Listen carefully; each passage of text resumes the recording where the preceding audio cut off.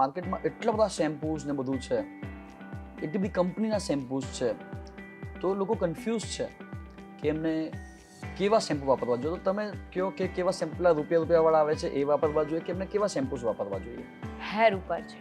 જેમ કે કોઈના હેર મતલબ કોઈ બી કંપની ખરાબ નથી, ઓકે, બધી જ કંપની સારી છે. કોઈ કંપની એવું નથી કે અમે ખરાબ છીએ, સાચી વાત છે. બધા તેવું જ કહે છે. કારણ કે હવે તો કોઈ બી તમે કંપની લઈ લો, એમાં લખેલું જ આવે છે હા, કે હેર ફોલ, હા, ડેઇલી શાઇન, હા, બધું જ લખેલું આવે છે. બરાબર પણ છે. અત્યારે આપણે કોઈ ક્લાયન્ટને ક્વેશ્ચન કરીએ છીએ કે તમે કયું શેમ્પૂ વાપરો છો, કે હું આ લોરિયલ વાપરું છું, હા, પણ લોરિયલમાં કયું, તો કે મીન્સ હા, કે ખબર જ લોકોને નથી. ખબર નથી કે મારા હેર કેવા છે. બરાબર તો છે. બેસ્ટ રહેશે કે સલ્ફેટ ફ્રી યુઝ કરો, સલ્ફેટ ફ્રી અને હેર અકોર્ડિંગ શેમ્પૂ એમને શેમ્પૂ યુઝ યુઝ કરવા કરો. જોઈએ, યસ હે ને? એની માટે પ્રોફેશનલ્સનું વધારે યસ સાંભળવું જોઈએ. સલૂન્સ વાળા જે સજેસ્ટ કરે, મેઇન વસ્તુ એ જ છે, અચ્છા. હેર અકોર્ડિંગ શેમ્પૂ યુઝ કરો.